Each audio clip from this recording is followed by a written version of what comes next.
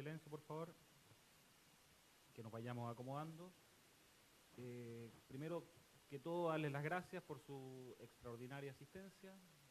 Les voy a pedir, sí, como un favor personal, si podemos poner en silencio los teléfonos celulares mientras sea la exposición de nuestro invitado. Y no voy a ser yo quien presente al expresidente Piñera. Lo único que él me pidió que no revelara su fecha de nacimiento. Así que no vamos a decir que nació en diciembre del 49. Empero hay muchos acá que lo echan de menos, así que sin más dejo con ustedes al expresidente y candidato a la presidencia de la República, Sebastián Piñera Echenique. Muchas gracias. Muy buenos días. Agradezco esta oportunidad que nos entrega el Mercurio y el Instituto de Salud de Seguridad del Trabajo, de poder compartir con ustedes algunas reflexiones. Veo muchas caras amigas, me produce una cierta nostalgia, pero quiero saludar con mucho cariño a la alcaldesa de Viña del Mar, Virginia Reinato, a un gran senador de esta región como Francisco Chaguán, a una gran diputada como mi amiga Pepa Hoffman, y a todos los que están hoy día presentes. Voy a tratar de ordenar esta conversación de acuerdo a las instrucciones perentorias que recibí en tres frentes. Hablar un poco de la región de Valparaíso, hablar de nuestro país y hablar del futuro. Partamos por Valparaíso. Valparaíso es una región de contrastes. Cuando uno ve su historia, da la impresión que todo pasaba en Valparaíso. Era una región pionera, que emprendía, que lideraba, que se comparaba con las mejores metrópolis del mundo. Todo empezó acá. El primer equipo de fútbol, Wanderers. El primer canal de televisión, UCB. El primer cuerpo de bomberos en Valparaíso. El primer diario, El Mercurio de Valparaíso. Y fue una época en que Valparaíso lideraba a nuestro país y jugaba un rol estelar en toda esta costa del Océano Pacífico. Y además, no solamente con resultados, sino que además enamoraba, encantaba, embrujaba a todos los que conocían esta región, a los poetas como Rubén Darío, al propio Pablo Neruda. Pero algo pasó a comienzos del siglo pasado que cambió la tendencia. Tal vez el incendio de 1906, tal vez la apertura del Canal de Panamá, que le quitó esa posición estratégica que tenía Valparaíso y que tiene que recuperar. Pero lo cierto es que el siglo pasado no fue un buen siglo para Valparaíso. Las cifras lo demuestran. Perdió participación en la producción, perdió participación en la población, perdió el sitial de liderazgo que tenía.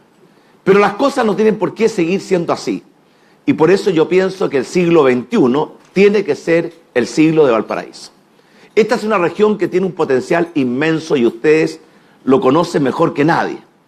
Yo me acuerdo que cuando inicié mi candidatura presidencial el año 2009 vine a Valparaíso y me reuní con un montón de personas, líderes de todos los sectores, y me contaron tantos problemas, y vi tanta decepción que tomé una decisión que después la revertí, que fue renunciar a mi candidatura, ¿cierto?, a la presidencia.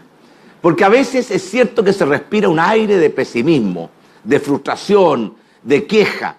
Es bueno estar consciente de los problemas, pero también es bueno estar comprometido con las soluciones. El gran presidente Barros Luco, y veo que al senador Chaguán se le sonríe la cara pensando en el Barros Luco, cuando se reunía con sus ministros les decía: en la vida hay dos tipos de problemas, los que se resuelven solos, no hay nada que hacer, los que no tienen solución, tampoco hay nada que hacer, así que muchachos, vámonos al club a jugar cacho. Esa era una filosofía que está equivocada. En la vida hay dos tipos de personas, las que se resignan con fatalismo frente a las dificultades y la adversidad, y los que las enfrentan con voluntad y con liderazgo. Y yo creo que Valparaíso tiene que tomar en sus propias manos, y vamos a hablar de ello, tal vez con las preguntas, y cuando aboquemos al tema de cómo potenciar nuestras regiones, cómo descentralizar nuestro país. Pero lo cierto es que el siglo XX no fue un buen siglo, como yo le decía, pero el siglo XXI sí. tiene que ser un muy buen siglo para esta región que lo tiene todo. Yo diría, es cierto, que hay 4 grandes motores, hay muchos más, 4 grandes motores que pueden impulsar este despegue, este renacimiento de Valparaíso. En primer lugar, esta región es la capital portuaria de nuestro país. Gran parte del comercio pasa, entra y sale de Chile por los puertos de la región de Valparaíso. Valparaíso, San Antonio. Y ahí hay un potencial gigantesco que tenemos que aprovecharlo mejor. Y es muy importante que las ciudades puertos no solamente dejen los problemas en la ciudad y los beneficios se los lleven los que usan el puerto. Y por eso hay todo un tema de cómo integrar mejor la ciudad con los puertos y cómo la ciudad debe tener mayor participación en la administración de los puertos. Pero además de eso, y por razones de tiempo no voy a profundizar, esta es una región agrícola por excelencia. Yo sé que falta agua. De hecho, yo me recuerdo que cuando construimos el embalse Chacrillas, hacía 100 años que no se construía un embalse en esta región. Y el agua es vida. Y hoy día, con el cambio climático, es cada día más. Y por eso dentro de nuestro programa de gobierno está un proyecto de construir más embalses en esta región para que sea una potencia agroalimentaria. Lo tiene todo, un clima privilegiado, tierras fértiles, agricultores que conocen su oficio y que están muy comprometidos. El agua es el recurso fundamental y vamos a tener un mercado para los productos agrícolas y agroindustriales de esta región privilegiado, porque Chile tiene muchas cualidades, tiene un clima mediterráneo, tiene un patrimonio fitosanitario que tenemos que proteger, tiene tratados de libre comercio con las principales economías del mundo, que son cada día más exigentes, que quieren alimentos de mejor calidad, quieren alimentos orgánicos, y ahí hay un segundo motor que puede rugir con mucha fuerza. Tercero, sin duda el turismo. ¿Qué región tiene tanto potencial de turismo? Y no me refiero solamente al litoral, a la costa, a las playas, a la belleza de Viña del Mar, sino que me refiero también al potencial turístico del interior de esta región. Y finalmente, viene una revolución y vamos a hablar de ello. Y yo creo que Valparaíso lo tiene todo para ser la capital tecnológica, la capital de las industrias sin chimeneas en nuestro país.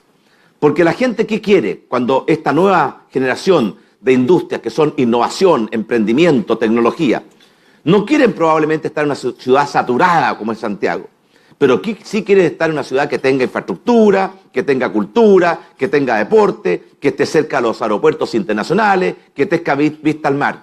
¿Qué ciudad o qué región en Chile ofrece más ventajas para transformarse en una capital de las nuevas industrias que están surgiendo? Piensen ustedes que hace 30 años atrás ninguna de las 5 empresas más grandes del mundo existían. Todas se inventaron en base a esta industria nueva. Y por tanto el potencial de la región de Valparaíso es inmenso. Lo que tenemos que hacer ahora es dejar de llorar sobre la leche derramada y ver cómo juntos el gobierno central, el gobierno regional y la comunidad viva de la región de Valparaíso podemos transformar este siglo XXI en el gran siglo de la región de Valparaíso. Ahora hablemos algo de Chile. Aquí vamos a hablar con respeto, pero con claridad. Yo creo que tenemos en Chile un gran país y un muy mal gobierno. Que tenemos un gran país no tenemos para qué justificarlo. Chile es un país maravilloso. Fue la colonia más pobre de España en América Latina.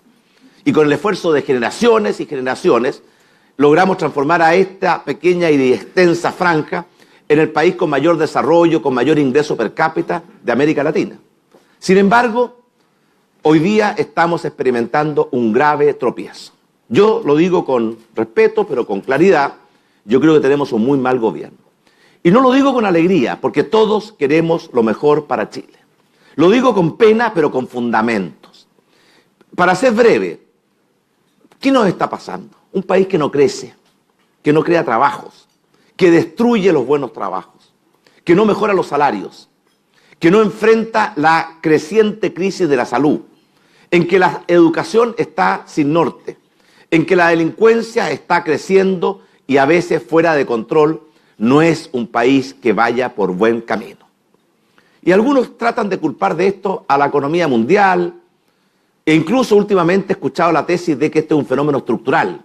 Cuando es un fenómeno estructural quiere decir que no es responsabilidad de nadie. es como Fuente Ovejuna, que le echaban toda la culpa, ¿cierto?, en esa maravillosa obra a terceros. Esta es la consecuencia de un mal gobierno. Durante nuestro gobierno, Chile lideraba el crecimiento en la OECD y en América Latina.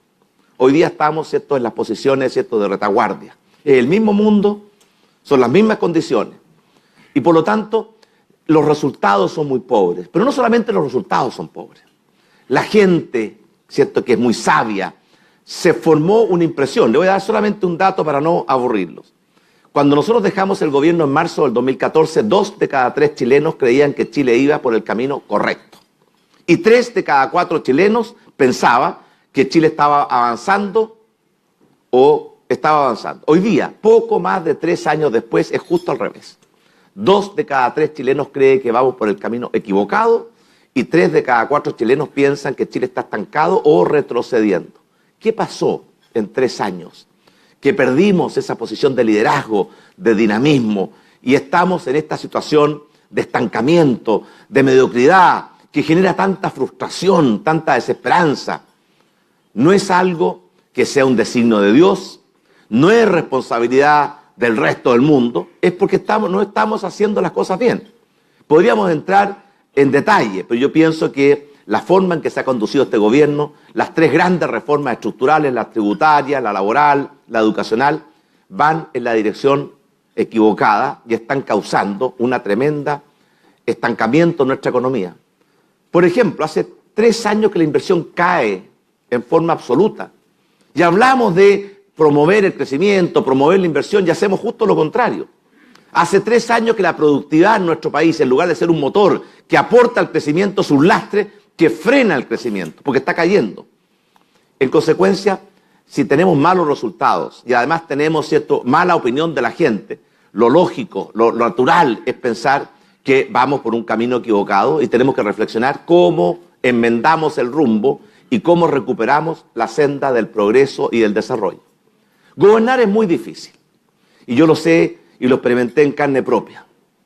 A nosotros nos tocó gobernar en tiempos especialmente difíciles. Solamente al recordar algunos hechos. Cuando llegamos al gobierno, la crisis subprime se estaba desplegando con toda su magnitud por el mundo entero. Cuando llegamos al gobierno, Chile estaba en una profunda recesión. Adicionalmente a eso, tuvimos que heredar enormes déficits fiscales y en otros frentes macroeconómicos. Tuvimos que gobernar con minoría en ambas ramas del Congreso y con una oposición que no colaboró como debiese haber colaborado. Y además, como si esto fuera poco, 11 días antes de asumir el gobierno, tuvimos que enfrentar lo que entonces fue el 5º peor terremoto y tsunami de la historia conocida de la humanidad. No me parece amistosa esa risa. Y en consecuencia, nada de esto lo digo como una disculpa. Nada de esto lo digo como una disculpa. Porque al final uno tiene que aprender, y esto al menos a mí mis padres me lo enseñaron desde la cuna, que uno tiene que prometer lo que cree que puede cumplir. Y que uno tiene que entregar lo mejor de sí mismo para cumplir lo que prometió. Nosotros prometimos algunas cosas. Y yo lo recuerdo perfectamente bien. Recuerdo cuando discutíamos a qué nos íbamos a comprometer. Por ejemplo, recuerdo que nosotros prometimos que íbamos a recuperar la economía y que iba a volver a crecer con fuerza. Y la verdad la economía creció con mucha fuerza. Tanto que nos puso en el primer lugar de la OECD y en los primeros lugares, ¿cierto?, de América Latina y del mundo. Sobre el 5%. Esta región creció como hacía muchas décadas no había crecido. También sobre el 5%. En esta región se crearon durante ese periodo de gobierno más de 120.000 empleos. Hoy día no estamos creando empleos en la región. Pero me acuerdo cuáles fueron nuestros compromisos. Que la economía volviera a crecer, cumplimos. Que íbamos a crear 1 millón de nuevos empleos. Creamos más de 1 millón de nuevos empleos. Con contrato, la mayoría de ellos, con previsión social, con seguro de desempleo. Una anécdota. Yo recuerdo cuando discutíamos con el equipo asesor el tema del empleo. Y nosotros dijimos, a ver, tenemos un país, ¿cierto?, que tiene un problema crónico de desempleo, estructural. ¿Qué podemos hacer? Y calculamos cuántos empleos somos capaces de crear como Chile. Y ahí hicimos el cálculo que podíamos crear 1 millón. La segunda pregunta, ¿hay 1 millón de chilenos que quieran trabajar? Y por supuesto dijimos sí porque la participación de la mujer en la fuerza de trabajo era muy baja y dijimos vamos a tener que incrementar sustancialmente la participación de la mujer en la fuerza de trabajo. Y llegamos a la cifra del 1.000.000. Y al tiro surgió uno y varios que dijeron, presidente o candidato en esa época, ¿para qué prometer 1.000.000 de empleos si con 500.000 se llena de gloria? Es verdad, pudimos haber puesto metas más bajas, hubiera sido más fácil la vida. Pero al poner metas exigentes, ambiciosas, pero factibles, generamos una dinámica, una mística, un compromiso, un sentido de urgencia que nos hizo extremar nuestra dedicación y nuestro trabajo durante los 4 años. Dijimos que íbamos a mejorar los salarios. Los salarios crecieron a más del 3% real anual durante el periodo.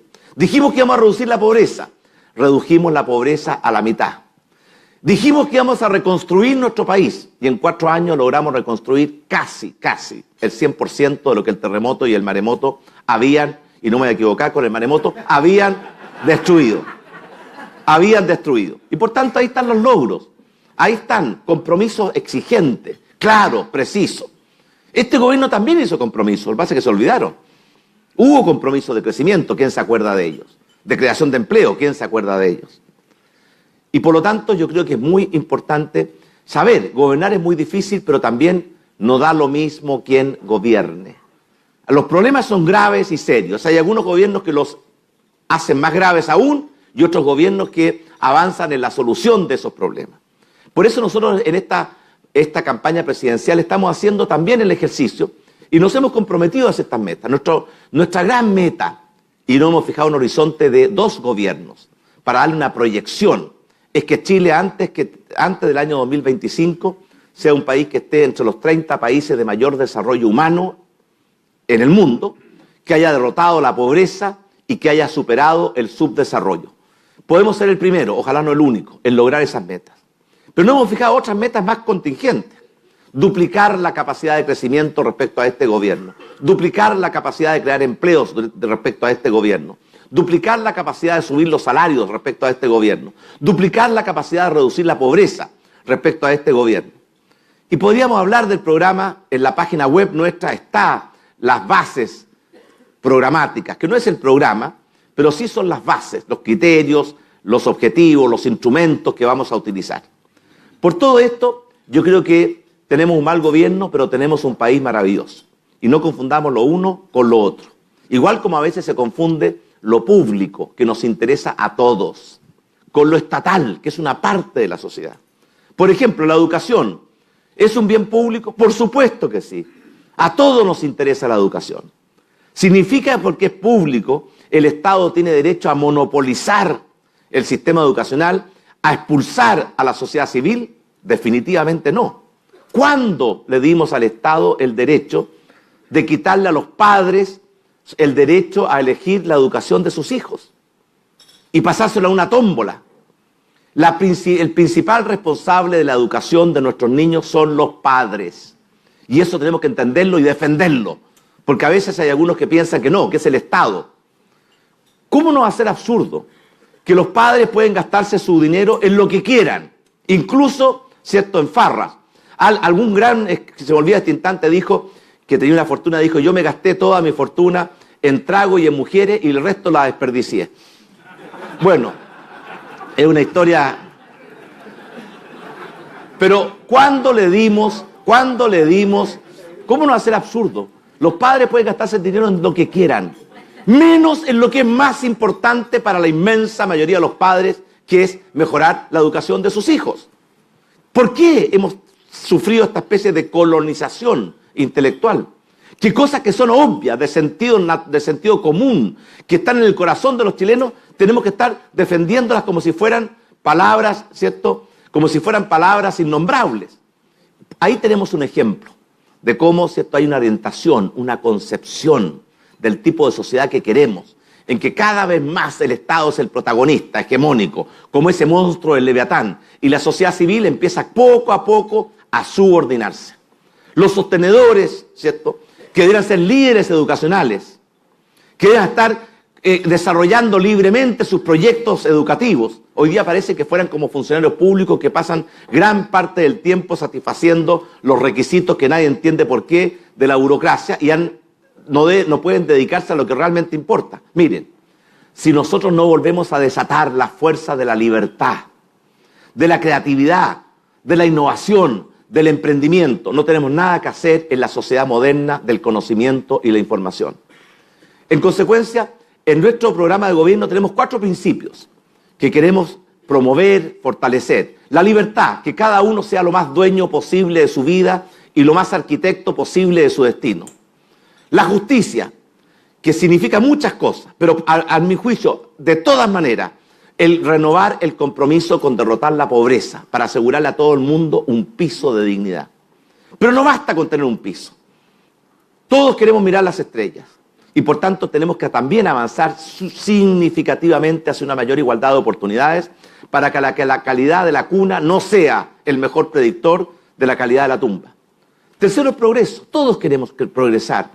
Lo que más quiere un padre, una madre es que sus hijos tengan una vida mejor que ellos. Y eso requiere progreso. Y progreso significa crecimiento. Y crecimiento significa empleo, mejores salarios, mayor recaudación fiscal. No hay mejor política fiscal que el crecimiento. No hay mejor política fiscal que el crecimiento. Por ejemplo, yo creo que en los últimos años hemos perdido por lo menos, producto de malas políticas, 2 puntos de crecimiento. ¿Sabe cuánto significa eso para las arcas fiscales? 12.000 millones de dólares menos, con las mismas tasas, por el menor crecimiento. Y la reforma tributaria pretende recaudar 8.000. Para el país, esos 2 puntos significan 60.000 millones de dólares que hemos dejado de producir en 4 años. Igual como yo pienso que no hay mejor política laboral que el pleno empleo. Cuando hay pleno empleo, y Chile conoció lo que es el pleno empleo, porque durante nuestro gobierno, después de la creación de 1 millón de empleos, estábamos en pleno empleo, todo cambia, se genera un círculo virtuoso. Los empleadores se preocupan más de sus trabajadores porque si no se van. Mejoran los salarios, mejora el trato, las condiciones de trabajo, se hace mayor esfuerzo en capacitación y los trabajadores viven más tranquilos porque saben que si por cualquier razón quieren cambiar de trabajo van a encontrar una nueva oportunidad. Cuando el desempleo es alto es todo lo contrario. Los salarios se estancan, las condiciones de trabajo se deterioran, los trabajadores viven con miedo de perder la pega. Esa es la diferencia entre uno y otro. Y por eso no hay mejor política laboral que el pleno empleo, no hay mejor política fiscal que el crecimiento. Y a veces no lo decimos. ¿Cómo va a ser buena una política laboral que conduce a destruir empleos, que conduce a aumentar la tasa de desempleo, que conduce a estancar los salarios? ¿Esa es una buena política laboral? Diga lo que digan los dirigentes de la CUT. Esa es la peor política laboral que puede tener un país. Igual como yo digo cuando hablamos de la reforma previsional o de las pensiones de los chilenos. ¿Qué puede ser más negativo para las pensiones futuras de los trabajadores chilenos que un país que no crece, que un país que no crea trabajo, que un país que no mejora los salarios? Entonces estamos aburridos de estos eslogans y yo no les reconozco ninguna supremacía moral que pretenden tener algunos compañeros, ¿cierto?, del otro lado y de la izquierda de nuestro país, que siempre creen que son los únicos que tienen legitimidad para defender a la gente, que son los únicos que tienen compromiso social e incluso que son los únicos que tienen legitimidad para gobernar. Eso no entender lo que es la democracia. En la democracia, igual como en la vida el hombre propone, Dios dispone, en la democracia los candidatos proponen, la gente dispone. Y por tanto, cuando nosotros ganamos nuestra elección, legítimamente ganamos el derecho a liderar a nuestro país, a pesar que fue desconocido desde el primer día por muchos que creían que les habíamos arrebatado algo que les pertenecía. Finalmente, yo quiero hacer una mirada hacia el futuro. El mundo está cambiando a la velocidad del rayo. Se piensa que el conocimiento se duplica cada 5 años. Viene una revolución tecnológica de otra proporción, no la que ya conocimos. Yo me acuerdo cuando yo era estudiante de doctorado en la Universidad de Harvard, no existía el fax, no existía la fotocopia, no existía la calculadora electrónica, no existía el computador personal, no existía el email, no existía Google, no existía Yahoo, no existía muchas de las cosas sin las cuales hoy día la vida parece que fuera imposible. El gran avance tecnológico que yo me beneficié fue el liquid paper. Y les voy a contar por qué. Yo me acuerdo, yo escribía mi tesis de doctorado y había que hacer 8 copias y se hacía con papel de calco y la tipeaba mi mujer y tipeaba una página, yo la revisaba, había un error, corregía el error y cometía otros 2 más, y era imposible terminar ese proceso. El Liquid Paper permitió separar los errores que había que corregirlos de los aciertos que no había que tocarlos. Y fue un tremendo avance. Bueno, esa revolución que hemos conocido en los últimos 20 o 30 años, piensen ustedes que aquí, no tengo aquí mi teléfono, pero en un teléfono celular hay más capacidad y más potencia que el computador que envió al primer hombre a la luna. En un teléfono celular tenemos cosas que jamás hubiéramos imaginado. Tenemos un teléfono, tenemos una calculadora, tenemos una agenda, tenemos una grabadora, tenemos un video, tenemos un GPS, tenemos todo lo que antes eran miles de aparatos que era imposible tenerlos juntos. Los tenemos todos en un solo aparato. Esa revolución de la calculadora, del teléfono inteligente, del email, del WhatsApp, del Google, del Yahoo, etcétera, etcétera, ya es parte de la historia.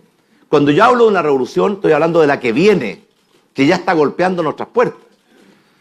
Hay un magnífico colección de informes que acaba de salir, uno del McKinsey, otro del Boston Consulting Group y el tercero de la Universidad de Harvard, que ya no cuentan lo que viene, sino que le ponen fecha y tratan de anticipar cuáles van a ser las consecuencias y cómo nos va a cambiar la vida. Y dice que nuestra vida va a cambiar más producto de la revolución tecnológica en los próximos 20 años de lo que ha cambiado en los últimos 20 años. Por ejemplo, el Internet de las cosas. El Internet de las cosas, la web 1.0 conectó computadores con computadores. La web 2.0, computadores con personas. La web 3.0, computadores con personas, con cosas en un marco inteligente. Las cosas van a ser inteligentes, no solamente las personas. Y eso significa que se va a revolucionar todo. El hogar, la oficina, el automóvil, la ciudad. Cuando tengamos estos pequeños dispositivos, cada día más pequeños, más poderosos, más económicos, insertos en todas partes, vamos a tener un mundo integrado e inteligente. Como el cuerpo humano. ¿Qué tan importante es que el corazón lata y la sangre circule para cada uno de ustedes? ¿Es importante? Bueno, ¿alguno está preocupado de eso? No. Lo mismo va a pasar con el mundo que viene. Igual como el cuerpo es inteligente y cuando surge una bacteria, aparecen los anticuerpos, el mundo va a ser inteligente.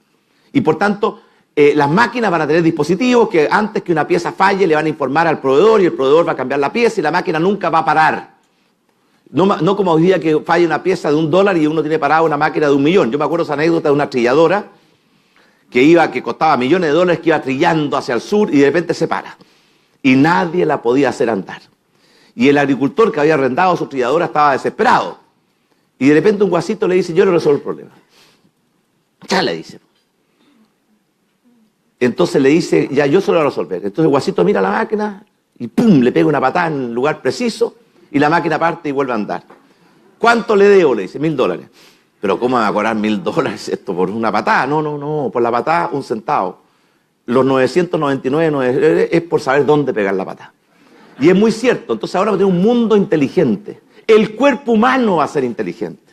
Además de su inteligencia natural, va a tener dispositivos, insertos, que van a estar transmitiendo en vivo y en tiempo real toda nuestra información a un centro de diagnóstico que va a tener toda la información del mundo para anticiparse a cualquier falla de cualquier órgano. No solamente el Internet de las cosas va a revolucionar nuestra vida, la robótica.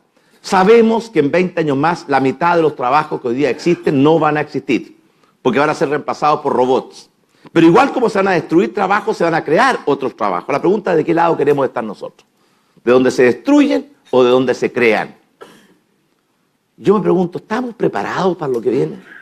O mejor aún, ¿nos estamos preparando para lo que viene? Este mundo nuevo, flexible, dinámico, cambiante. ¿La reforma laboral está considerando esto que viene? ¿O estamos mirando 30, 40, 50 años atrás con una nostalgia retrógrada y absurda? Lo que viene en el campo de la educación, muy pronto ya hay una experiencia. Vamos a tener acceso a los mejores profesores del mundo en el idioma que queramos, a la hora que queramos, a través de las redes sociales, y probablemente los alumnos van a estudiar con los mejores profesores del mundo y van a ir a sus escuelas a compartir con sus compañeros y a consultar sus dudas con los profesores. Y eso ya está a la vuelta de la esquina. Lo que pasa en salud, yo ya les mencionaba, no solamente que el cuerpo va a tener estos dispositivos, sino que vamos a poder operar a distancia. vamos a poder hacer diagnósticos a distancia. En lugar de estar movilizando a los pacientes, ¿cierto?, que muchas veces tienen que abandonar sus hogares, tomar aviones para venir a consultar a un especialista, el especialista los va a consultar o los va a diagnosticar en forma remota, a través de las redes sociales. Esa es una revolución en salud gigantesca. ¿Nos estamos preparando para eso?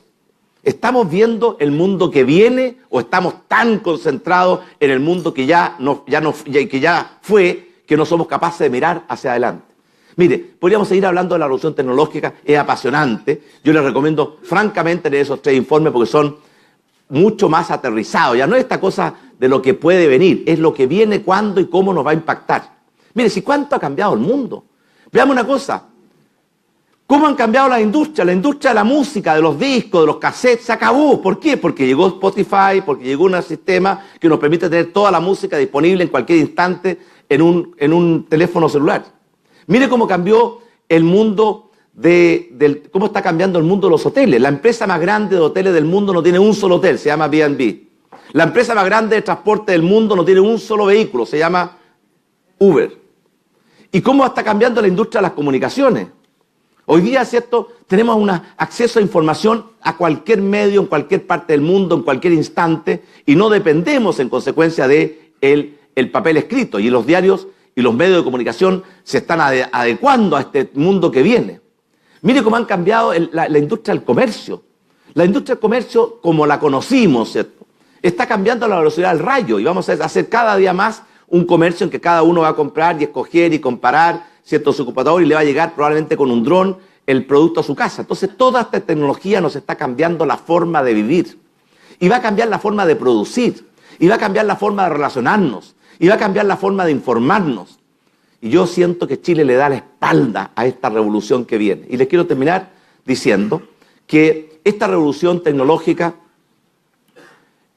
y la sociedad del conocimiento y la información es muy generosa, llena de oportunidades para aquellos que quieran tomarlas en sus manos y aprovecharlas. Pero ha demostrado, y va a seguir siendo indiferente o incluso cruel con los países, ¿cierto?, que simplemente le dan la espalda y la dejan pasar.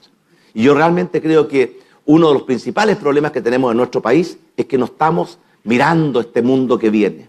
No nos estamos preparando para ver cómo tenemos que legislar en lo laboral, en lo educacional, en la salud, para aprovechar esta revolución tecnológica y no rigidizar nuestro país al extremo en que nada se puede hacer si no es que es decidido por un burócrata. Pablo Neruda decía que en Chile nunca va a haber una revolución mientras no esté publicado en el diario oficial. Ese es un criterio legalista. Bueno, el mundo que viene es un mundo de cambio, de flexibilidad, de innovación, de creatividad, de inteligencia. Y lo que hacemos hoy día en Chile es cada día más restringir, asfixiar más la libertad, la capacidad de emprender, la capacidad de innovar. Hoy día uno tiene que luchar no contra el mercado, contra los competidores externos, contra adecuar las tecnologías. El principal problema es que en Chile hacer cualquier cosa se está transformando en una dificultad infinita porque estamos ahogando y asfixiando el único verdadero recurso renovable que tenemos, que es nuestra inteligencia, nuestra creatividad, nuestra libertad, nuestra capacidad de innovar y nuestra capacidad de emprender. Y por tanto, termino diciendo que tenemos, ¿cierto?, un mal gobierno y tenemos un gran país, y por tanto la tarea que yo quiero asumir y que estoy asumiendo es muy simple, es cambiar ese mal gobierno y recuperar a ese gran país. Muchas gracias. Muchas gracias.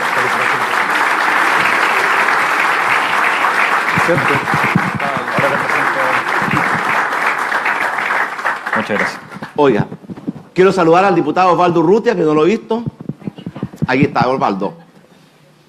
Una omisión. Bueno, queremos agradecer al presidente Piñera por esta tan propositiva y lúcida presentación, que a todas luces realza nuestro aniversario. Les recuerdo que estamos en el aniversario 190 años del Mercurio de Valparaíso, diario de habla hispana más antiguo del mundo.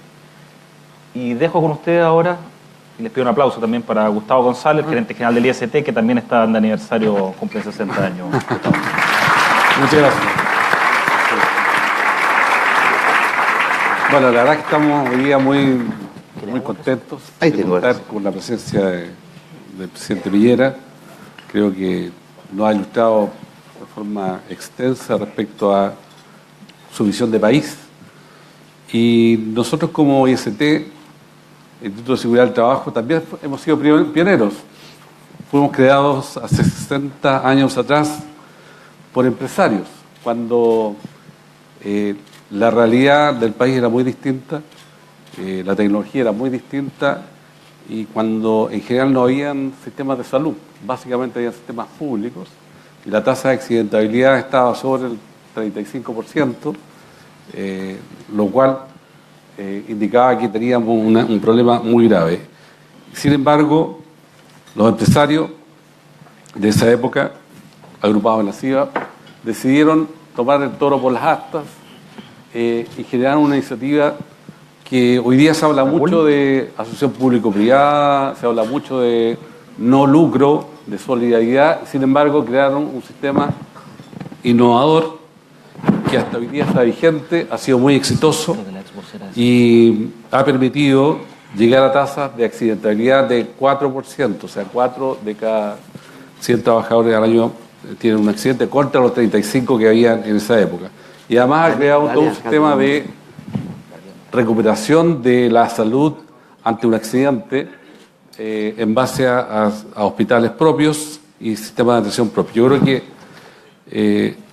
ese espíritu es tal vez lo que nos hace falta recuperar de forma importante, en donde pensemos en nuestro futuro, pensemos en nuestra realidad. Hoy día somos una sociedad que cada día está más, con más años, tal vez más sabia, pero si uno ve lo que nos está ocurriendo parece que no es tan así.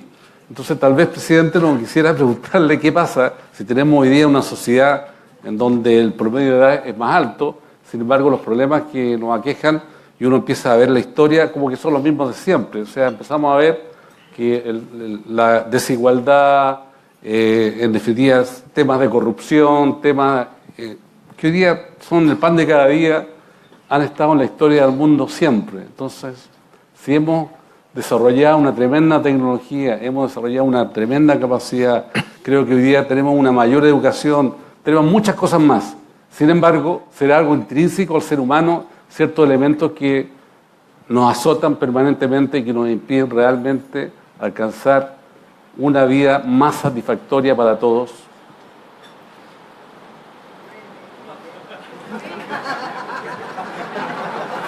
Maná. Provocó el diluvio.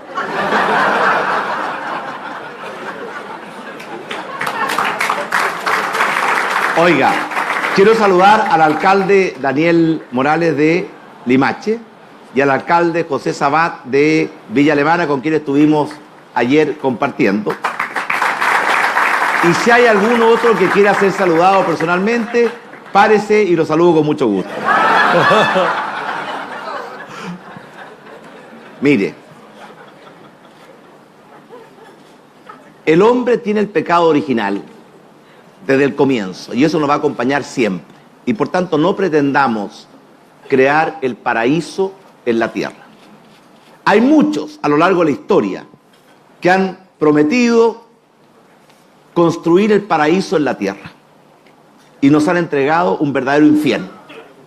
Por ejemplo, la filosofía comunista era una sociedad perfecta, sin clases, sin conflictos, sin gobierno. Esa era la etapa final de la dictadura del proletariado.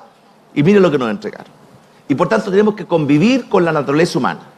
De hecho, el primer acto de corrupción se cometió en el paraíso, cuando Eva, ¿cierto?, se apropió de una manzana que no le pertenecía. Y el primer acto delictual se cometió poco después de dejar el paraíso, y aquí no me voy a equivocar, cuando Caín mató a Abel con la quijada de un burro. Y por tanto, esto existe y ha existido siempre. Y va a seguir existiendo siempre. La pregunta es, ¿qué hacemos? ¿Lo combatimos con voluntad, con eficacia, o dejamos que avance y avance? Y que finalmente termine destruyendo nuestra sociedad. Y por lo tanto, hay muchos problemas.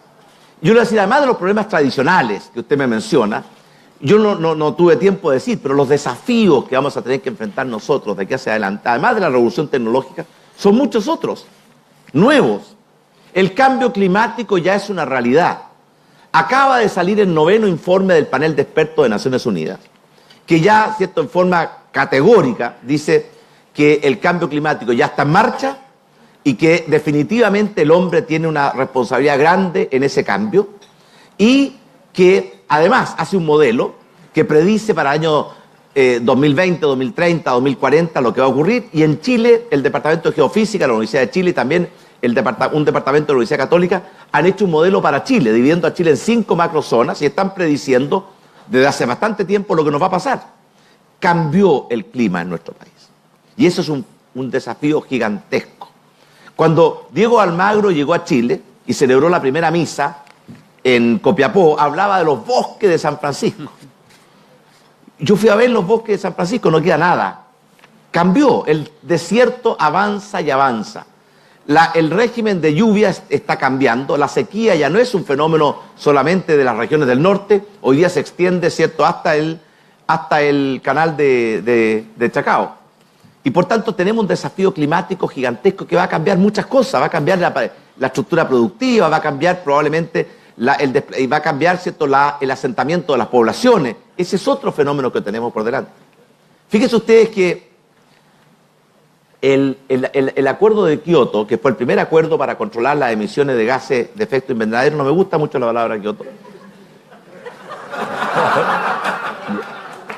Oiga, no lo firmaron ni Estados Unidos ni China, que son los responsables de más del 50% de las emisiones que producen el efecto invernadero y el calentamiento global. Hubo una luz de esperanza en París el año pasado, la COP21, porque por primera vez en la historia, a pesar que no es vinculante obligatorio, pero sí los países asumen un compromiso moral de acogerse a esas normas, lo firmó China y Estados Unidos. Ahora hemos escuchado que el presidente Trump, ¿cierto?, quiere revocar ese compromiso. Si lo hace China, lo hace Estados Unidos, lo hace China al día siguiente. Tenemos un tremendo problema de cambio climático, de calentamiento global, que no estamos enfrentando bien y que es un fenómeno mundial, pero también hay cosas que tienen que ver con nosotros. Tenemos un fenómeno de envejecimiento. Mire, Chile es un país que cada día nacen menos niños y cada día la gente vive más. En la década de los 60 cada mujer tenía 5,6 hijos y por tanto, para poder reproducir la población se requiere un poco más de 2.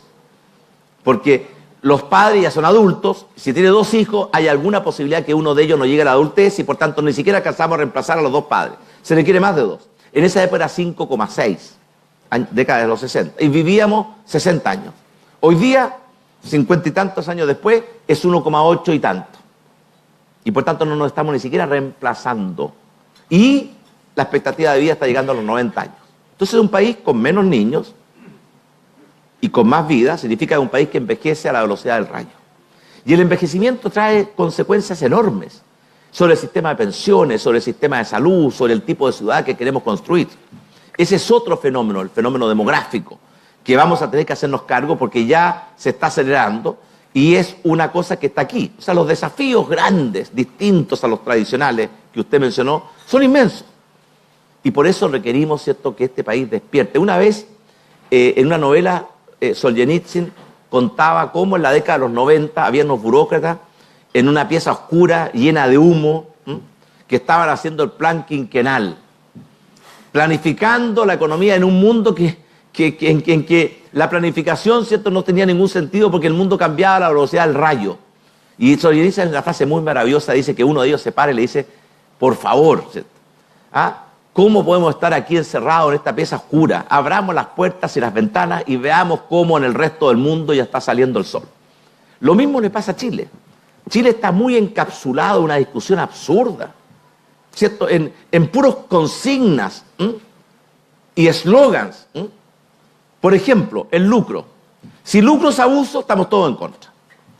Pero si lucro es la justa compensación por un esfuerzo y un aporte a la sociedad, es perfectamente legítimo. A mí me gustaría decir a los parlamentarios, ¿cierto?, que como a los que están en contra del lucro, que no pueden lucrar como parlamentarios, hay que suprimirles la dieta. Ahí se acabó todo. Como vimos hoy día, como conocimos ayer que uno de los partidos que más rasgaba vestidura con el tema, ¿cierto?, de las inversiones, ¿cierto?, lo pillaron con las manos en la masa, ¿cierto?, y aparentemente en forma muy profunda. Entonces hay tanta mentira, tanto eslogan, tanto absurdo. Esto de comprarse las consignas de la calle como si fuera la verdad. Una cosa es la calle, ¿cierto?, que normalmente es vociferante, ¿cierto?, es impetuosa. Otra cosa es la gente. Y yo creo mucho más en la sabiduría de la gente que en la sabiduría de la calle. Lástima que la calle grita, marcha, destroza, y la gente, ¿cierto?, normalmente se pronuncia, se expresa menos. Pero un buen presidente tiene que ser como un buen padre de familia. Tiene que preocuparse de todos sus hijos, pero en forma especial del que más lo necesita. Aunque no grite. Por ejemplo, ahora está hablando de condonar el crédito CAE, la gratuidad universal. ¿Sabe lo que significa eso? Significa comprometer todos los recursos, presentes y futuros, por muchas décadas, a un solo propósito. A un solo propósito, a un solo segmento de la población, los estudiantes de la educación superior.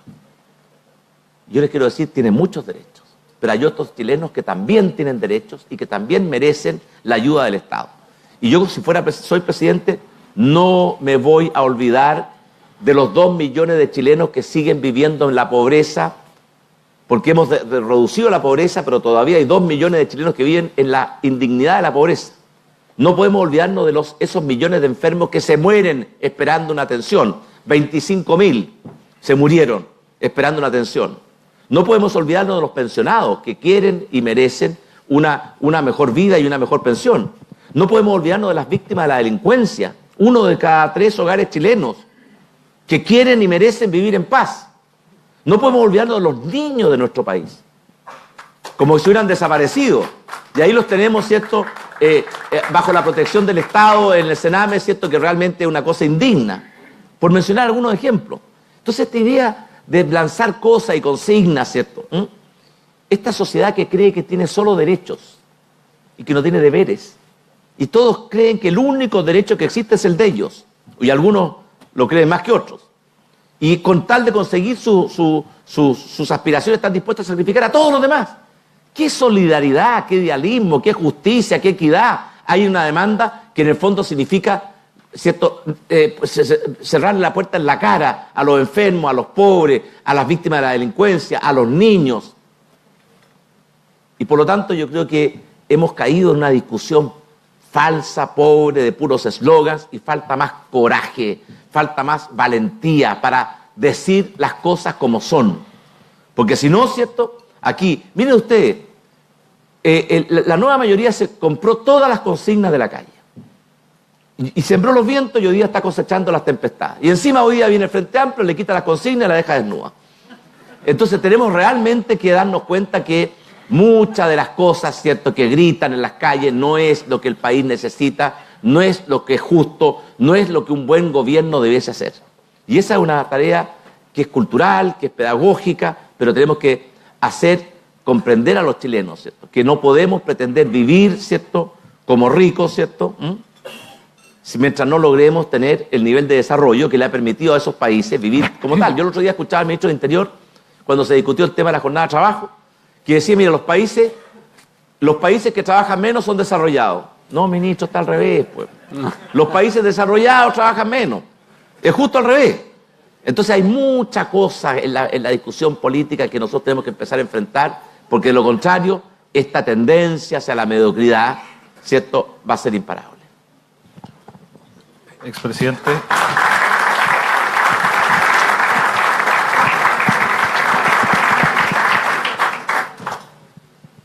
Presidente, quiero retomar una conversación que tenía usted con su intendente ahí en la oficina respecto a las grandes obras de Valparaíso, muchas de las cuales, bien sabrá, están frenadas. Le hablo del Metro La Calera, la extensión del Merval, el Hospital de Marga Marga, el Terminal 2 portuario, hay un congelamiento de permisos.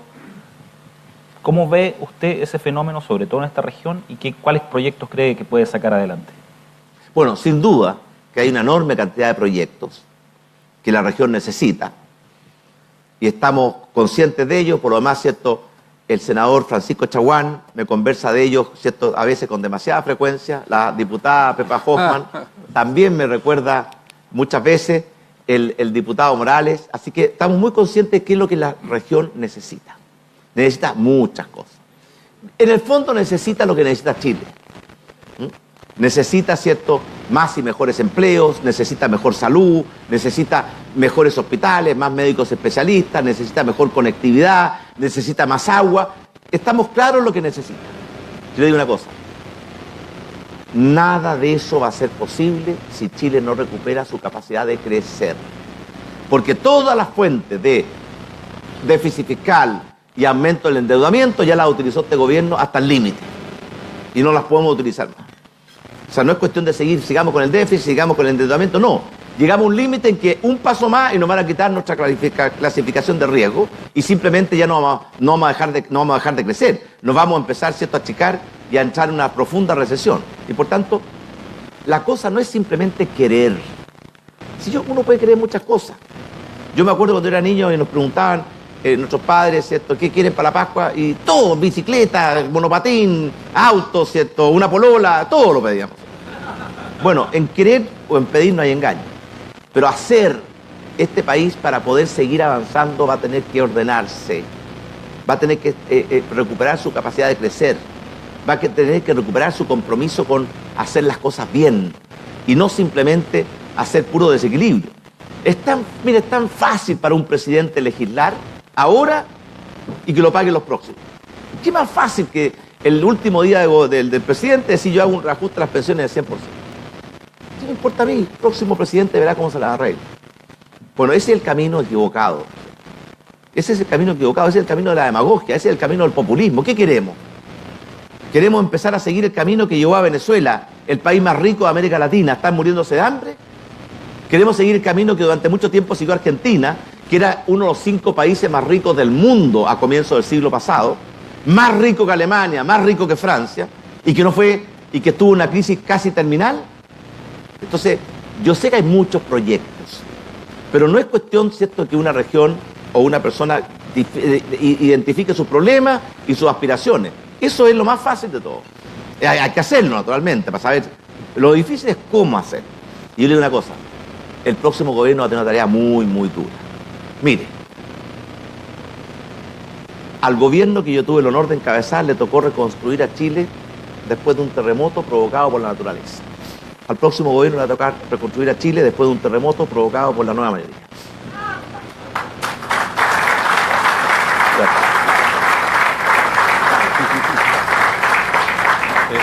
Presidente, no hay prensa aquí, ¿no? Presidente, usted ha mencionado mucho equidad y uno de los temas más sentidos de las regiones es justamente la equidad respecto al centralismo. Entonces, ¿qué nos podría usted comentar respecto al proyecto de desconcentrar no solamente el tema de la administración política, sino que también el presupuesto fiscal? Y por supuesto, si uno analiza los números en general, si no hay desconcentración también de la inversión privada, no llegamos muy lejos. Entonces, ¿qué nos podría decir usted respecto a cómo lograr que las regiones tengamos un desarrollo equivalente o similar al de Santiago en todos los aspectos? Bueno, yo soy un decidido y entusiasta y convencido partidario de descentralizar el país, desconcentrar el país, potenciar las regiones, potenciar los gobiernos comunales. Y por eso, y esto no solamente lo digo ahora, porque durante nuestro gobierno hicimos un enorme esfuerzo en esa dirección. Por ejemplo, el Fondo Nacional de Desarrollo Regional de esta región se duplicó. Esa es una muestra aquí más clara. Y en promedio el Fondo Nacional de Desarrollo Regional aumentó en 60 y tantos % en 4 años. O sea, creció mucho más que el gasto público, porque estábamos en un esfuerzo de descentralización. Y vamos a tener que seguir en un esfuerzo muy grande de traspasar funciones, atribuciones, recursos desde el gobierno central hacia los gobiernos regionales en todo lo que es posible, y desde los gobiernos regionales a los gobiernos comunales en todo lo que es posible.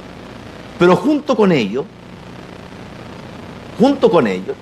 vamos a tener que también hacer una reforma muy profunda para exigir mayor transparencia, mayor fiscalización, mayor participación de los ciudadanos, mejor uso de los recursos públicos y también mejor gestión. Porque lo que no queremos es traspasar los recursos a los municipios y que allá ahora, ¿cierto?, se vayan, ¿cierto?, no solamente en los tours, ¿cierto?, de capacitación a los balnearios, ¿cierto?, de América Latina, sino que empiecen a recorrer el mundo, empiecen a querer irse a la luna, los concejales, ¿cierto?, pagados con los recursos de todos los chilenos.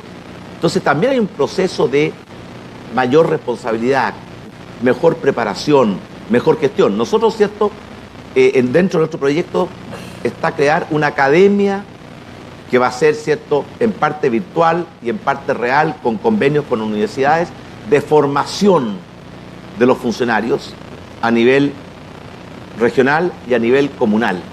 Porque junto con esa mayor responsabilidad, atribución y recursos hay que tener mayores, ¿cierto?, formación, mayor capacitación, mayor, ¿cierto?, capacidad de gestión. Es un proceso que no es tan simple. Ahora, ese proceso tenemos que hacerlo de todas maneras, pero queremos hacerlo bien.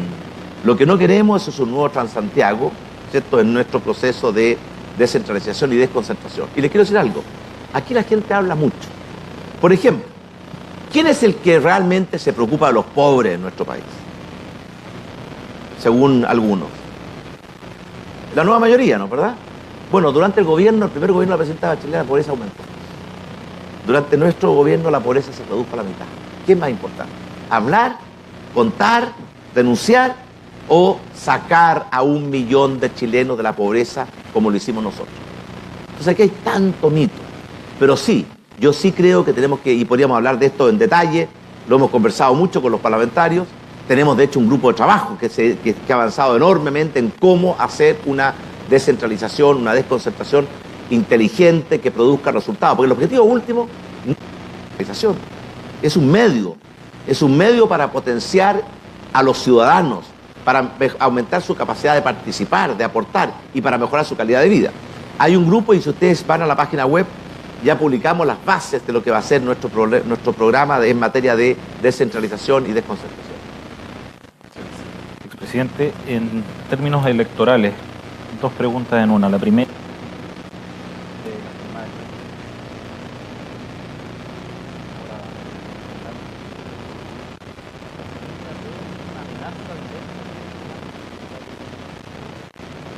Yo soy partidario de la ley.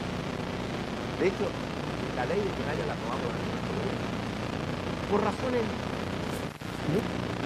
La primaria permite que la gente participe en la designación de los candidatos y no que le comuniquen, este es tu candidato. Permite que nuestros simpatizantes y adherentes se movilicen, se motiven, se entusiasmen. Es como una especie de preparatorio para las elecciones posteriores. Y permite converger en un candidato de unidad y unir las fuerzas, porque la unión hace la fuerza. Y por tanto yo espero que este proceso de primarias cumpla con esos 3 objetivos. Y que sea algo que, obviamente, si uno hace una coalición, hace una primaria, es para potenciar la coalición, no para destruirla. Y por eso es muy importante en esto, ¿cierto?, entender claramente que somos parte de una coalición. Nuestro sector ha tenido problemas endémicos en el pasado de divisiones, de caciques, de conflictos que nos han quitado mucha eficacia.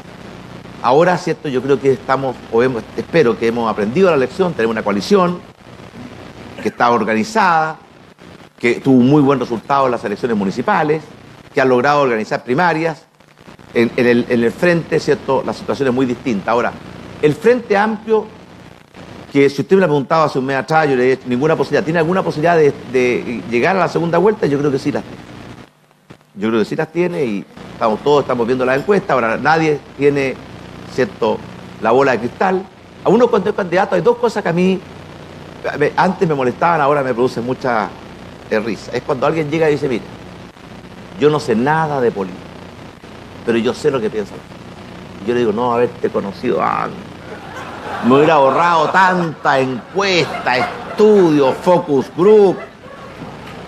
Y el otro que dice, y el otro que te acerca y te dice, ¿quieres ser presidente? Sí. Yo le voy a decir lo que tiene que hacer. Está bien. Entonces yo lo que digo es que nadie sabe quién va a estar en la segunda vuelta. Yo creo que nosotros vamos a estar en la segunda vuelta. Y yo creo que nosotros vamos a ganar la elección presidencial. Es lo que creo.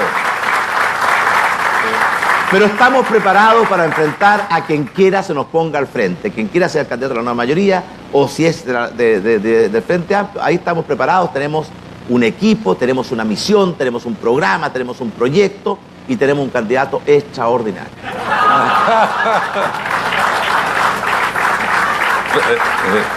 Presidente,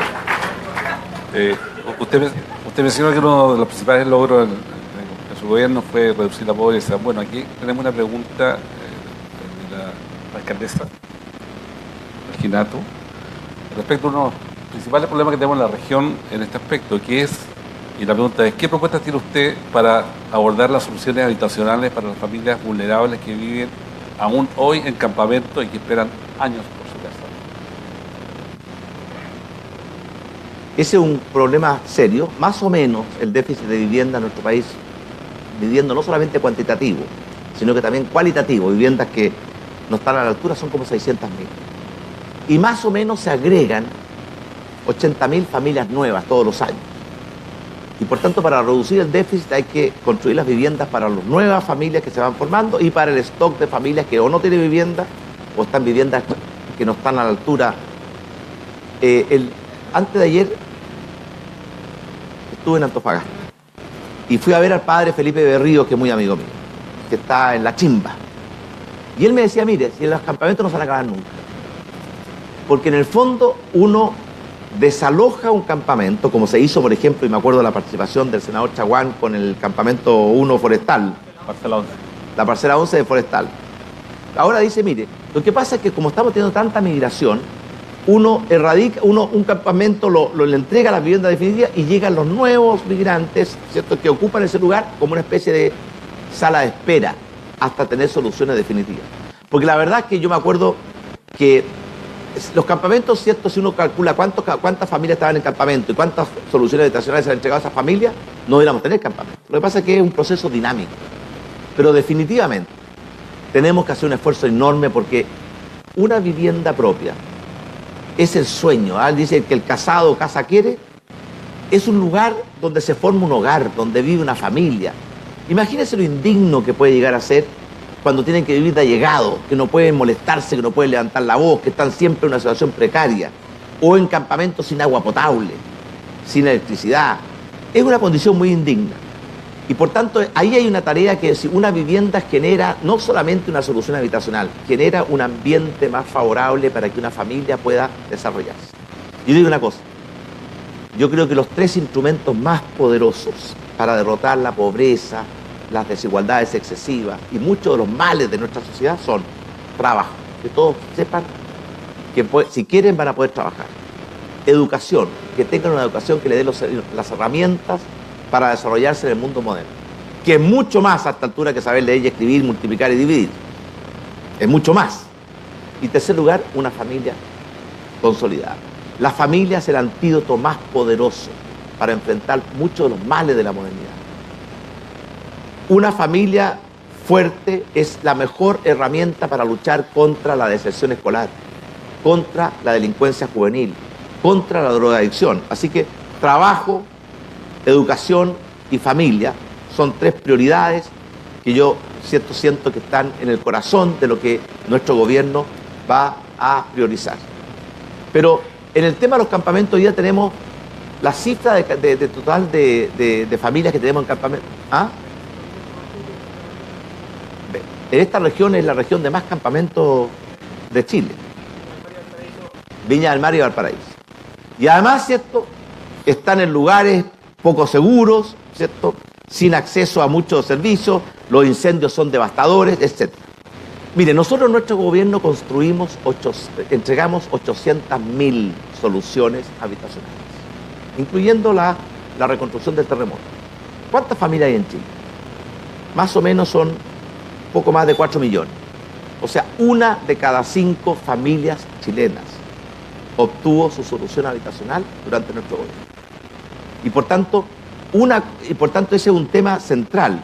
Y vamos a tener que seguir con este esfuerzo, porque a pesar de todo lo avanzado, tenemos que sigue habiendo un déficit de 600.000 viviendas en Chile, sigue creciendo el número de familias y son cada día más pequeñas, porque ahora, ¿cierto?, tenemos familias más pequeñas, pero cada una de ellas aspira, ¿cierto?, a tener su vivienda propia. Es un tremendo desafío y especialmente en esta región de Valparaíso. Presidente, respecto del tema que usted mismo deslizó, hablo del patrimonio del Partido Socialista a partir de la indemnización recibida después del régimen militar. ¿Cómo ve lo que pasó ayer, lo que se dio a conocer ayer, de que se sextuplicaron su inversión? 10 empresas, algo controvertidas. Mire, en Chile tenemos hoy día una ley, la famosa ley 20.880, sobre probidad y conflicto de interés. Esa ley también obliga a los partidos, porque siempre cuando se legislaba en esto se pensaba que se legislaba a una sola persona. Pero parece que es cierto que, y esto vamos a tener que investigarlo, que el Partido Socialista no cumplió con la ley, que es un tema adicional, porque ellos también tenían una serie de obligaciones que la ley establecía que aparentemente no se han cumplido. Y por eso yo creo en esto que hay que ser muy cuidadoso, porque hay algunos, ¿cierto?, que son campeones, ¿cierto?, para predicar. No es así el dicho popular, ¿cierto? Pero que predican, ¿cierto? Predican, dictan cátedra, ¿cierto? Y cuando uno los ve, ¿cierto?, y los observa, no practican. Es como el padre Gatica, que predica y no practica. Está en pleno proceso de investigación y desarrollo, pero me parece a mí que hay al menos una inconsecuencia, una falta de coherencia, un doble estándar gigantesco.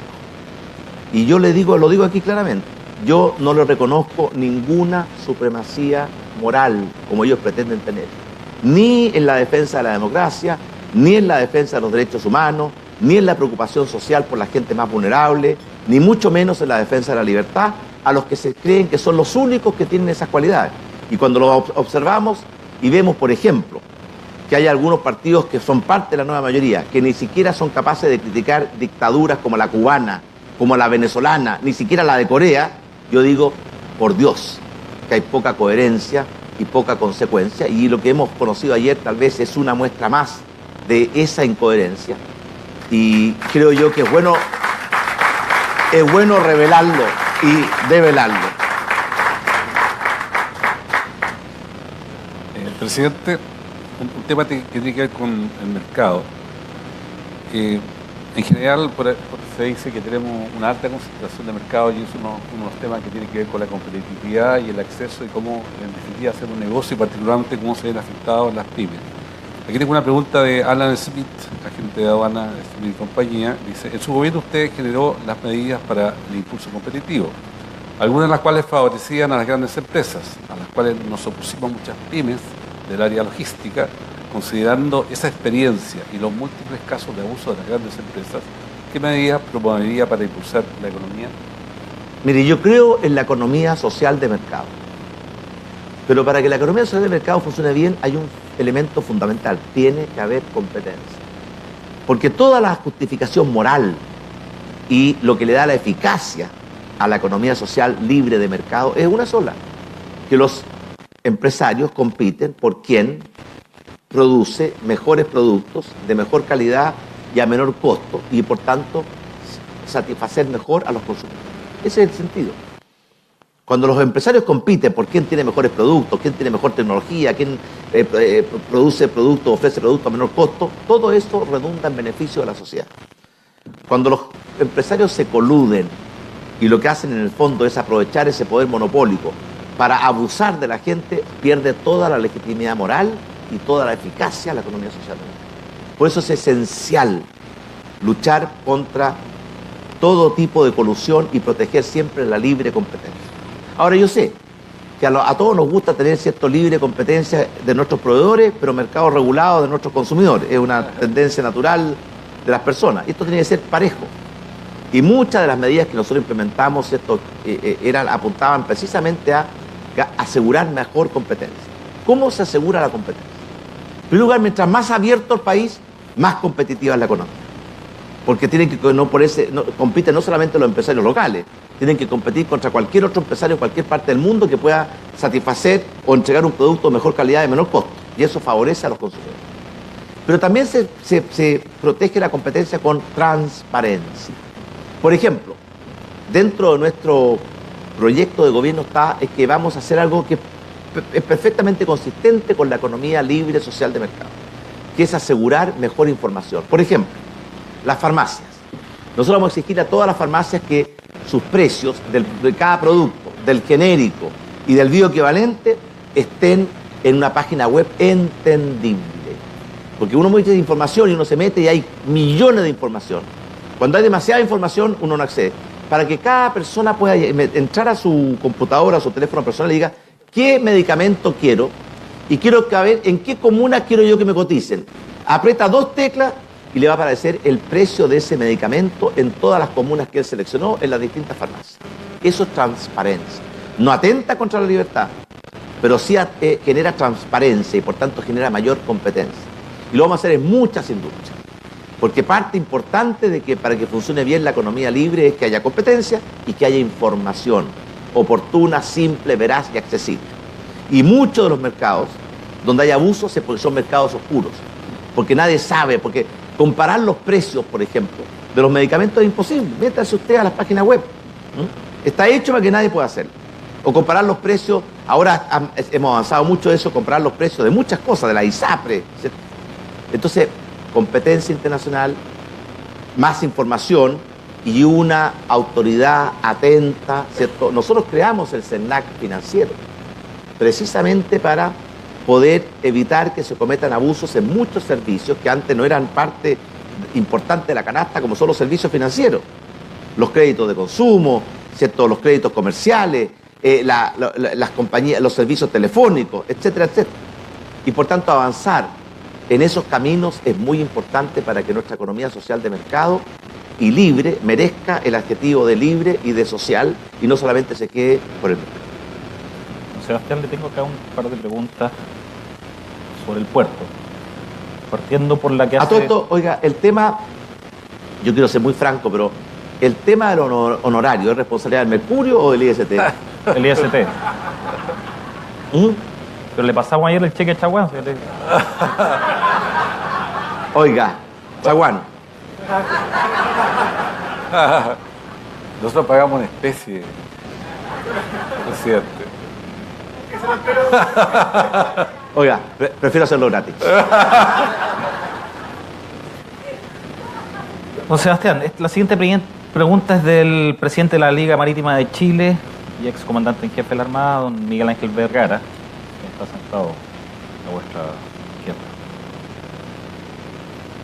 ¿Su gobierno tiene considerado crear una autoridad nacional portuaria que coordine todos los puertos chilenos públicos y privados? Mire, es un tema que estamos estudiando porque, mire, Chile es un país abierto al mundo y la recuperación económica de Chile tiene que ir de la mano de su comercio internacional. Le quiero decir una cosa, hoy día el mundo crece más que durante nuestro gobierno. Tenemos términos de intercambio equivalentes, porque si bien cayó el cobre, también cayó el petróleo, se compensaron. Y además de eso, las tasas de interés y esto están más bajas que como estuvieron. Así que esto de echar la culpa al frente externo no tiene fundamento. El Chile va a tener que crecer, ¿cierto? Y un motor muy importante del crecimiento tiene que ser las exportaciones. Y exportamos no para guardar los billetes en el Banco Central, exportamos para poder importar más. Sería bien absurdo un país que se dedicara a exportar y no importara nada. Estaría transfiriendo recursos permanentemente al resto del mundo. Y por tanto yo espero que haya un crecimiento muy grande del comercio exterior. Y gran parte del comercio exterior chileno se produce por la vía marítima. Y por lo tanto vamos a tener que duplicar la capacidad de nuestros puertos en los próximos 12 años.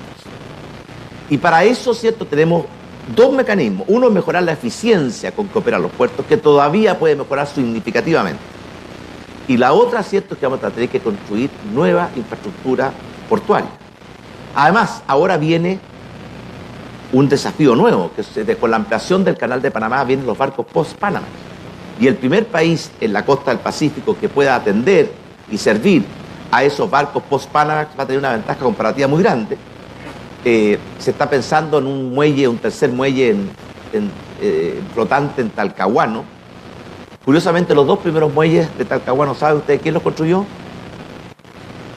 El presidente Balmaceda, en el siglo antepasado. No pasado, antepasado.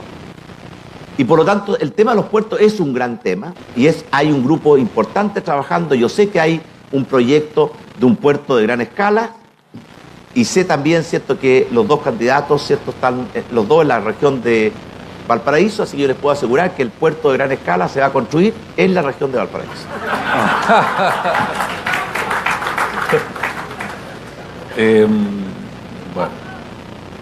Bueno, presidente, usted algo ha hablado de diversificar y fomentar las exportaciones. Uno de los temas de exportación importantes que tiene nuestra región es el turismo. Entonces, quisiera que tal vez nos ilustrara respecto a cuál va a ser su política de fomento al turismo, particularmente con la relación público-privada, porque la verdad es que en su gobierno se hicieron muchas cosas, pero al parecer ha habido cambios importantes respecto a cómo se aborda el tema de la potenciación y el desarrollo del turismo en Chile, y particularmente en nuestra región, y cómo fomentarlo en el mundo. Bueno, para la región de Valparaíso el turismo es un motor muy poderoso y hablamos de ello. Yo recuerdo que el año 2010 el número de turistas extranjeros era aproximadamente 2 millones. Porque recuerdo que nosotros nos propusimos duplicar y llegamos a cerca de 4 millones. Hoy día estamos en 5,5. Y por tanto, 5,5 millones de turistas extranjeros, además de todo el turismo nacional. Hoy día, ¿cierto?, hay más viajes que personas en Chile, en el tráfico local, ¿cierto? Ya superamos los 18 millones de viajes. Y por lo tanto es una industria inmensa que es la que más crece en el mundo. Y es una industria en que Chile tiene ventajas comparativas inmensas. Porque mucha gente ya fue a Disney World, ya fue a París, ¿cierto?, y no quiere ir 10 veces. Y está buscando nuevos destinos. Y Chile ofrece justamente nuevos destinos de distinta naturaleza. Tenemos toda esa cultura, además de la ventaja, ¿cierto?, de los miles de kilómetros de costa, tenemos todo el potencial en el norte de las culturas, ¿cierto?, de nuestros pueblos originarios, San Pedro de Atacama, las bellezas de la naturaleza, el Valle del Sol, el Valle de la Luna. Tenemos aquí una ciudad como Valparaíso, ¿cierto?, que es patrimonio de la humanidad y que atrae, ¿cierto?, y que motiva. Tenemos ¿cierto?, el potencial en el interior. Tenemos todo el potencial, ¿cierto?, de los ríos, los lagos, los volcanes, y tenemos el turismo antártico. Y por tanto, potencial hay, que mejor prueba que sin haberlo aprovechado en plenitud hemos pasado de 2 a 5,5 millones de turistas extranjeros, y también ha aumentado sustancialmente el turismo nacional. Y por tanto ahí hay una industria muy poderosa. No tiene chimeneas, pero es una industria que genera riqueza, oportunidades. ¿Qué tenemos que hacer ahí? Una enorme cantidad de cosas. Tal vez el principal déficit que tenemos es infraestructura. Y después el de difusión. Porque el de difusión, por alguna manera, cuando uno ve cómo crece el turismo extranjero, ¿cierto?, algo hace que Chile es un motor o un imán que atrae a los turistas extranjeros.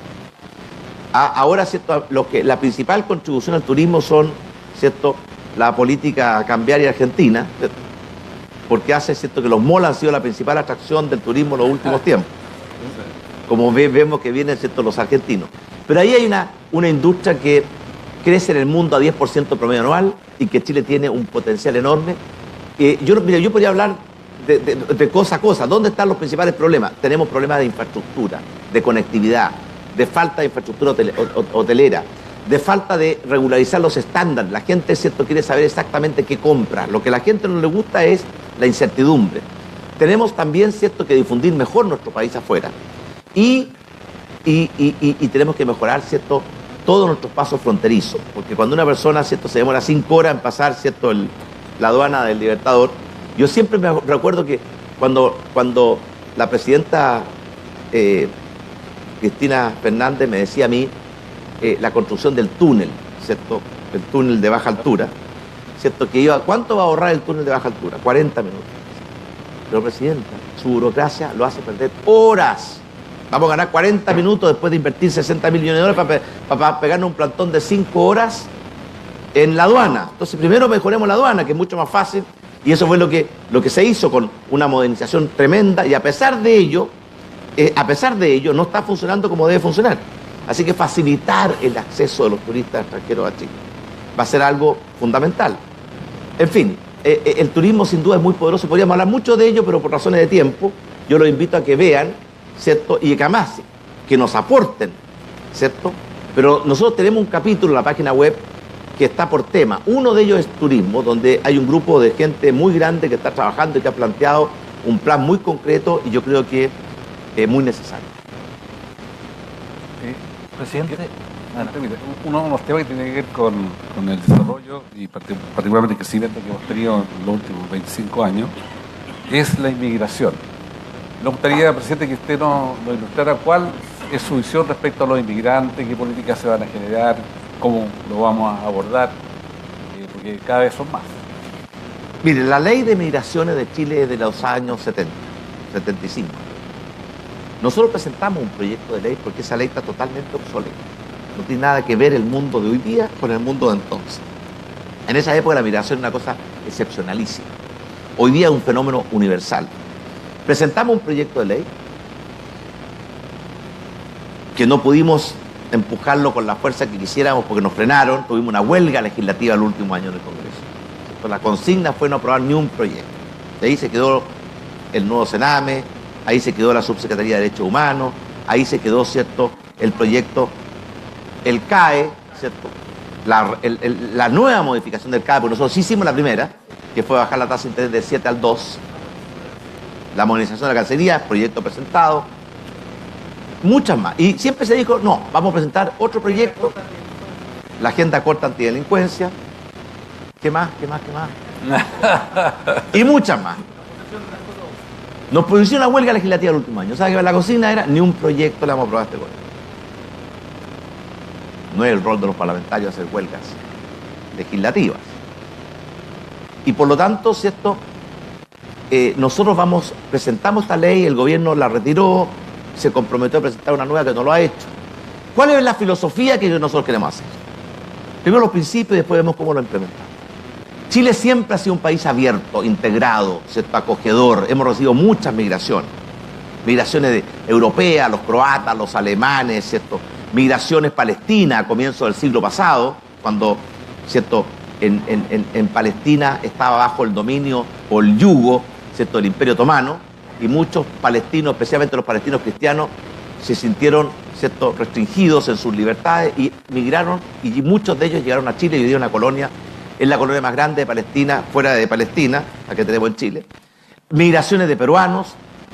Pero yo quiero fijar claramente cuál es lo que debe hacer una ley. Yo creo que Chile tiene que ser un país con las fronteras abiertas a lo que le hace bien a Chile, a lo que es bueno para los chilenos. El comercio, el turismo, el intercambio cultural, el intercambio deportivo. Pero yo creo, y la migración legal.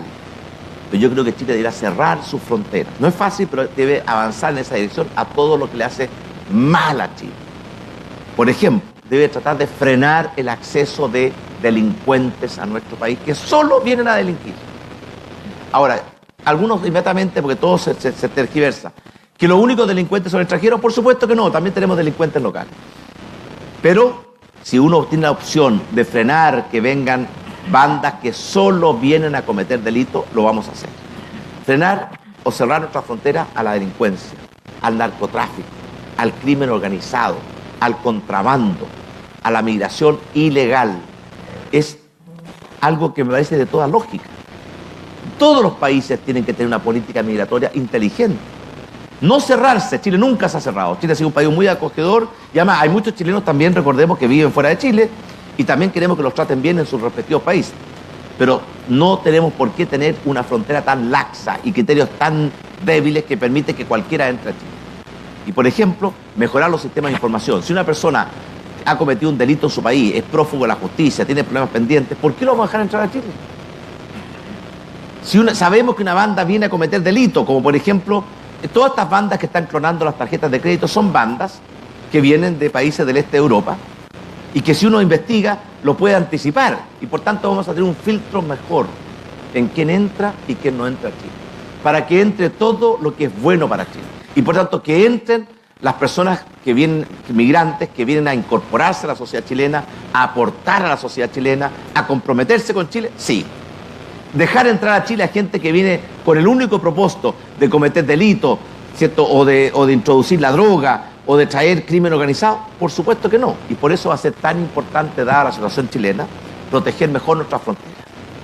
Por ejemplo, nosotros tenemos un problema grave en esto, porque tenemos más de 800 kilómetros de frontera con Perú y con Bolivia, que son los dos países productores de coca, y han visto los reportajes, que la ruta pasa y llega a Chile, porque en Chile, ¿cierto?, tiene un mercado muy atractivo. tenemos que proteger nuestras costas. Esa es una tarea que la ha asumido, ¿cierto?, la Armada.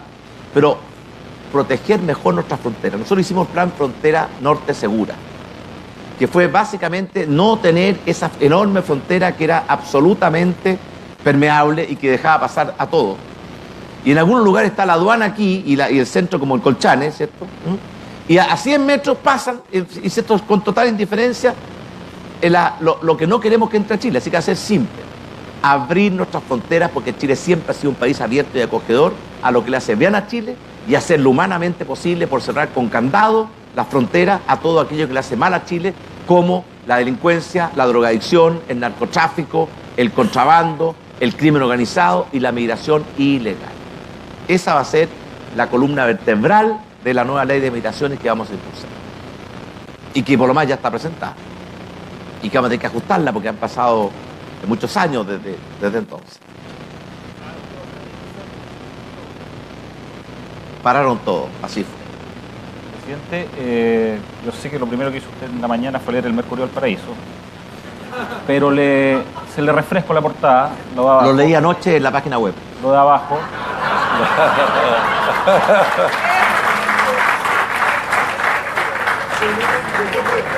Hoy día tenemos a la ex ministra Elwin diciendo que la DC ya no es parte de la nueva mayoría.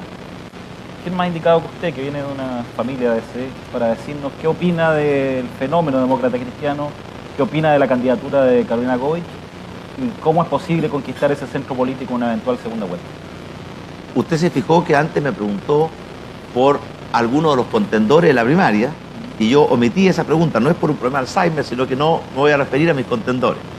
Pero aquí, mire, la Democracia Cristiana es un partido que tiene una larga historia y tradición en Chile. Y es verdad, mis padres fueron demócratas cristianos y a mí me impresionó mucho cuando murieron dos cosas. Uno, que los dos pidieron que mi hermano Miguel les cantara gracias a la vida a capela en la iglesia. Una cosa muy emocionante. A todo esto el domingo es el Día de la Madre. Así que, o ayer fue el Día de la Madre. Quiero saludar a todas las madres. ¿Qué sería de nosotros sin nuestras madres? Que nos tuvieron en su vientre, nos dieron la vida, nos formaron, nos cambiaron los pañales, nos educaron, pero por sobre todo nos quisieron incondicionalmente. Yo me acuerdo del Día de la Madre porque cuando mi madre estuvo a punto, se supo que se iba a morir. Pidió expresamente que yo fuera. Y yo voy ahí y me dice, me voy a morir. Porque la gente intuye, pero no me puedo morir tranquilo. ¿Por qué? Porque tengo una espina clavada en el corazón. ¿Cuál? Su hermano Miguel. ¿Quién se va a hacer cargo del negro? Y me miraba a mí con ojos, ¿ah? Entonces yo dije, bueno, me voy a hacer cargo yo. Y como era muy práctico, un momentito, sacó una Biblia, jure ante esta Biblia.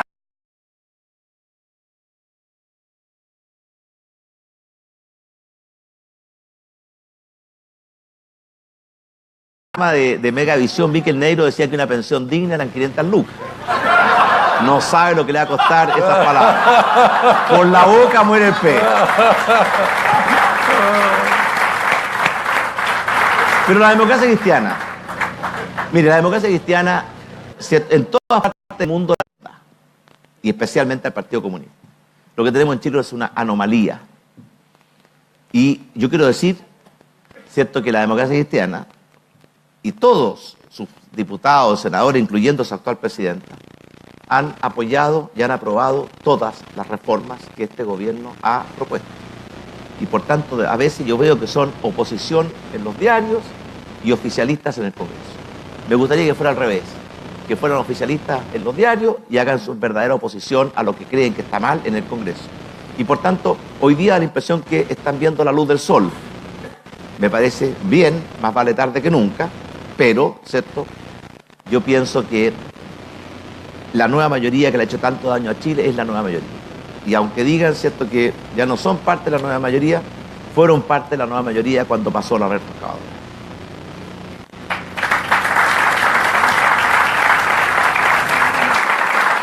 ¿Cómo apelar a ese centro político al voto de C en una eventual segunda vuelta? Mire, más que apelar al voto de C, uno apela al sentido común, a la sensatez, a la sabiduría.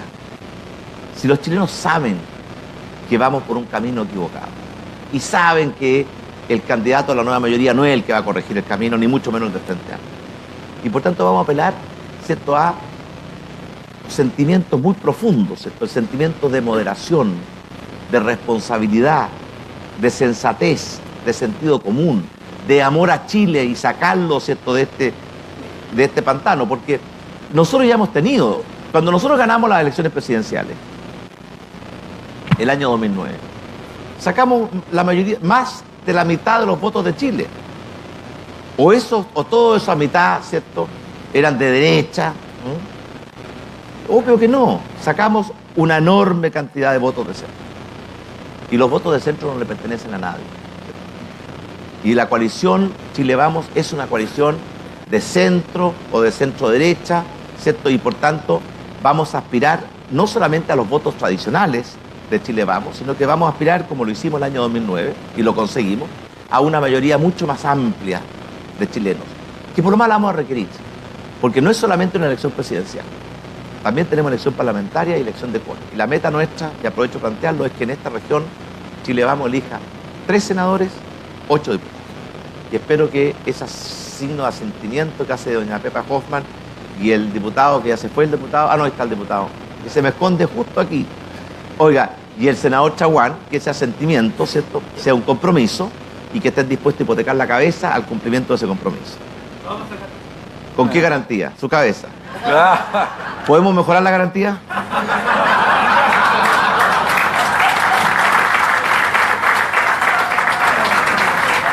Estamos ya, ¿no? Estamos ya, ¿no? Sí. Bueno, quedamos con gusto a poco, pero quiero pedirle un gran aplauso para el expresidente Sebastián Piñera. Y agradecerle, por supuesto, su simpática exposición. Presidente.